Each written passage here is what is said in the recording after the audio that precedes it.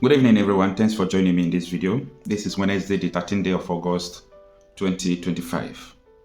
They are not unknown gunmen. Amnesty International report says Southeast Nigeria gunmen are known community members. Amidst the tension in Imo State, amidst the continuous killing of residents by the security operatives and so many actors, Amnesty International is now releasing reports. Though this report is a well-documented report, so it's a report that must have, taken them up to 1 year to prepare. And the report they are releasing is that they are not unknown gunmen. Amnesty International is saying that the Southeast, unknown gunmen that you used to hear are known community, gunmen. Now, I really want to break what Amnesty International said in their report because I took time to study their report, not in this article, because this article is just a summary of the report, okay?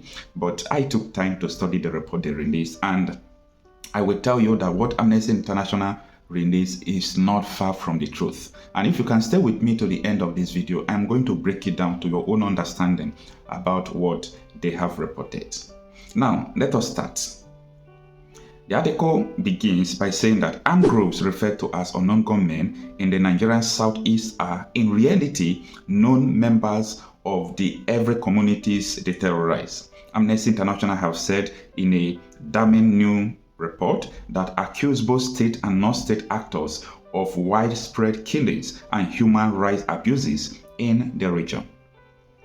Now, let me start from this. Internet never forgets. Okay, internet never forgets. So you can verify everything I'm saying.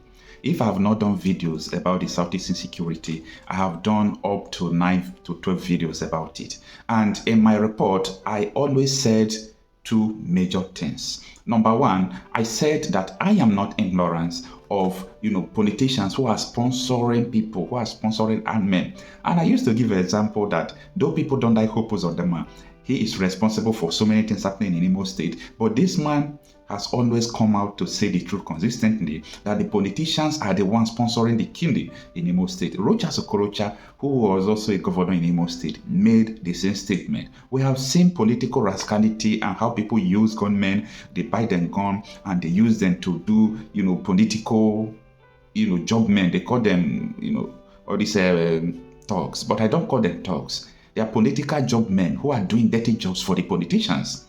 That is one aspect. And I am not ignorant of the invasion of other non-state actors to say. People who are non-state actors are also invading the Southeast. And in this report, you understand everything. They mention Ebube-Agu, they mention Nigerian soldiers, policemen, people who are killing in the Southeast. So they also mention IPOB, but I'm going to explain, in the details of this report. And believe me, you are going to understand it because a lot of people sent me this article or the report from the Amnesty. They are asking me, what do you think about this report? Now, let me continue with the article. The 128-page report, A Decade of Impunity, Attacks and Unlawful Killings in the Southeast Nigeria, released in July 2025, documents a catalogue of atrocities committed between January 2021 and December 2024 by the Nigerian military, police, the state-backed Ebube-Agu militia, as well as non-state actors, including the indigenous people of Biafra IPOB, East Militia Arm, the Eastern Security Network, ESN, court gangs, and vigilante groups. All right, let's continue with the article. Stay with me. Over 1,800 people has been killed in 2 years. They are reporting only in the Southeast. So follow me. According to Amnesty, at least 1,844 people were killed in the Southeast between January 2021 and June 2023, with the death toll still rising. Victims include security personnel, traditional rulers, political figures, farmers, students, and communities caught in the violence. The killing, the organization said, stemmed from a hybrid of criminal and political violence manipulated by different actors to serve their own interest. Now, at the time, we knew, and I reported, internet never forgets, go and Google it, go to my channel and see videos, okay?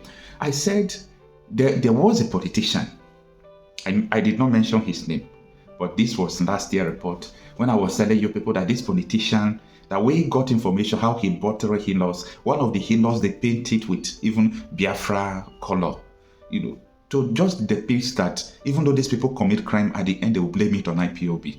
So a lot of people are committing crime. Indeed, despite we have invasions, people who are coming into Igboland, but it's not only Igboland. It's both in Delta State, Edo, Enugu, all these areas, Benue. Nigeria is under siege, we know that, okay? But this report from Amnesty International is indicting the Southeast politician, massively indicting the Nigerian army, indicting, what is it called, the police, Ebube-Agu, that the Eastern governors set up, and also indicting the IPOB and their armed group, Eastern Security Network. And that is why I said, you have to stay with me in this video. We have explained everything in details. Now, the article continues that we know the gunmen. They are not unknown gunmen. They are people from our communities, said a Southeast community member quoted in the report. A resident of Fagwa who fled his area told Amnesty International, the most challenging aspect is that people are afraid to talk. You do not know whom you are talking to, whether the person is an informant to the gunmen. When you talk, your name will be given to the gunmen. The attackers are not unknown gunmen. Now, let me explain a little bit before I still move on. When Amnesty International said the attackers are not unknown gunmen, I agree with them. Because let me give you an example of Asari Dokubo. Asari Dokubo used to say in his broadcast, you can check the videos on the line, internet never forget, okay? He said that his men are in the Southeast fighting. Who employed him? We don't know. Who are they fighting? We know. We know whom they are fighting. They are fighting the people. Whom are they killing? We know. They said they killed so many people and so on and so forth. So with all these things, right from time, we know that these people are not unknown gunmen. These people are known gunmen. They are the people that you can pinpoint and say, this one is from this governor, this one is from this governor. And on the IPOB aspect of it, I want to break the ice back. I want to let you know that so many people are profiting from the detention of Nnamdi Kanu. Do you know that anybody can just wake up today and said, I am IPOB member? They will gather, group, and they can start terrorizing in the name of IPOB? No, that is not the real IPOB. Okay? You see, ESN is a vigilante group. It was and it is still a vigilante group. We must be able to differentiate criminals from the name IPOB, because despite me, I'm not an IPOB member, as association, okay, because IPOB is an association. As an association, I am not an IPOB member, okay. I'm a kind of person that believes in what I believe in. Now, these people they call IPOB, I will tell you that it is just a normal criminal people who are parading themselves as IPOB. Now, this is my justification to what I'm saying. I am aware how IPOB started, how they were protesting, blowing whistle, doing all sort of things. You can never see a gun from their hand. When they started raping, old women in Igboland, they started killing they killed one particular young girl who went to Phantom or Blue Cassava. That was when Nnamdi Kanu said, no, never. We have to set up a vigilante group that will be in the bush to defend our mothers. That is what every genuine person will do. Until tomorrow, we are still doing it in all our community. Vigilante group is being set up every day, including even the SS will tell you go and defend yourself. That was what Nnamdi Kanu did. You understand? It was Southeastern politicians who went and started recruiting their own gang. They started recruiting their own gang. And the people they gave gun without giving the person the source of livelihood, what do you want him to do with the gun? Definitely, they are going to start terrorizing with the gun, especially when the government comes down. But the way Nnamdi Kanu set up that vigilante group, ESN, that time, they made it, in a way that people from around the world can even contribute and make sure they pay their salaries to make sure they defend people from the bushes. Vigilante is a legal thing that every community has the right to set up to defend themselves. Anyway, that is our part. So Amnesty International is not far from the truth, because people are using the name of IPOB to commit crimes. So that is my own justification to what they said. Now, he said they erroneously call unknown gunmen. Unknown gunmen are people you do not know, but they are known. They are community boys who escaped during Sowore jailbreak of 5th of April 2021. They broke out, mobilized their colleagues, and brought them into our community. Presently, over 90% of people living in Agwa, especially men, have fled the clan. The Agwa clan has been deserted. Now, I did a live broadcast about the prison break in Owerri. I said, the future will always vindicate people who say the truth. Because everything we say, it will only take time for it to come to pass. That prison break, I said, there are CCTV cameras in Government House, Douglas Road, Owerri. They are, that place is not a place where there will be prison break that is not coordinated by the government.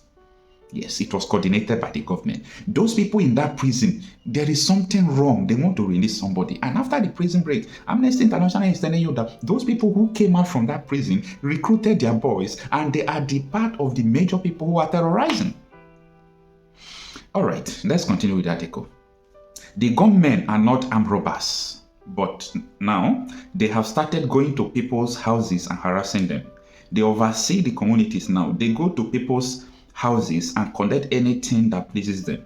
They have overpowered the Agwa police station. The police have fled the community. All the police officers have run away. Amnesty warned that the Nigerian authorities have oversimplified the situation by attributing nearly all attacks in the region to IPOB and ESN, thereby ignoring the involvement of the other armed group called Network and state-backed militias. Yes, give kudos to Amnesty International's report. You see, the truth I know, if I see someone who is simplifying the truth, I praise the person. You understand? Every now and then, if anything happened, IPOB. Everything happened, IPOB. So they are simplifying what was going on. So in this situation now, you know what happened?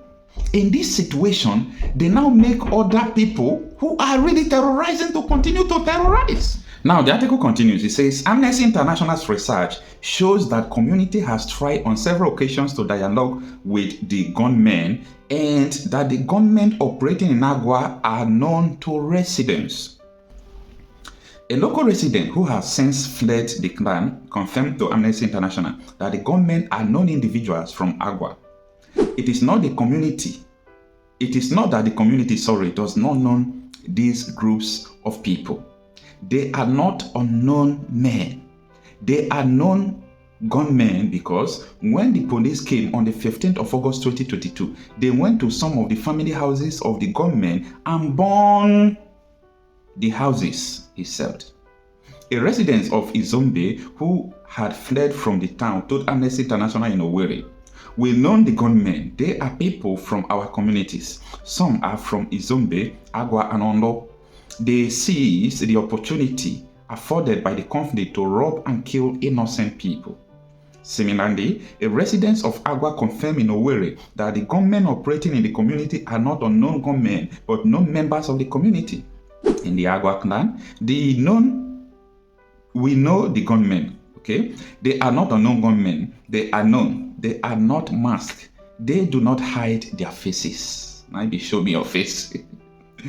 Ungoverned spaces and targeted attacks. So the report highlighted several communities, including Agwa and Izombe in Imo State, that have effectively become ungoverned spaces under militant control. Armed group in this area have displaced residents, sacked traditional rulers, and imposed their own rule, while state security forces struggle to operate there. This is, damning report. Across the region, traditional rulers, politicians, and election officials have been targeted in high-profile killing and abduction. In one instance, gunmen enforcing the IPOB sit-at-home order burned 4 communities alive in Imo State in August 2021. There is no security force presence in Agwa. A resident of Agwa who fled the clan confirmed the present security situation to the Amnesty International in Owerri. Now, before I continue, let me also reaffirm what I'm saying before, okay? Most of these things you are seeing going on, doing all these things, I could remember at a time when they said they have sit at home. Armed robbers who has nothing to do with either IPOB or, anything Biafra agitation or struggle. They now started telling people to sit at home. Why? Because they were going to a mechanic shop to steal vehicle. These people who were pretending to be forcing the sit at home, they have nothing to do with IPOB. And now they are now going to steal. You see, one of the reasons why the release of Nnamdi Kanu is very, very important. The release of Nnamdi Kanu is very, very important. Now, let me continue. See, presently, people cannot freely enter Agua. Most men have fled the town, although some women and children are still in the town but are living in fear. The local vigilante established by the community have been chased away from the community by the government. Some of their houses have been burned. The government are totally in charge of the community presently. Sometimes you will see them wearing military uniform and parading the town freely. This is terrible. Most of the gunmen are from Agua and its neighboring communities of Eje Kuru and Izombe. The faces of the attackers are seen. So these are the repeated, but it's a very, very, voluminous report from Amnesty International. But this is just the summary of the report.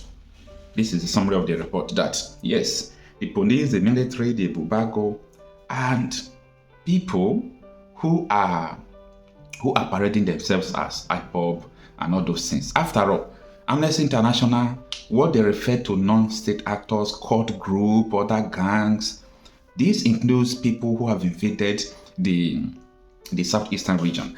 Now, the last thing I have to say in this is that where the Amnesty International fails to elaborate, but they cited it in their report, is people who are invading Igboland, especially from Benue, from so many parts. People who are in Enugu right now, misuse or Ihamo for those autonomous areas that nobody can go there. That place is a dead zone now. It has been under the control of all these Fulani terrorists since about, getting to 6 years now, even before all this report started. So what I'm trying to say is that area should be well noted. So, nothing is 100% perfect. I appreciate their report, and this is it. Let me know what you think about this. I'm Okocha myself, a conflict reporter. There must be a way out. There must be solution. So we'll be talking about how can the southeastern region comes out from this mess in my next video about this issue. Thank you.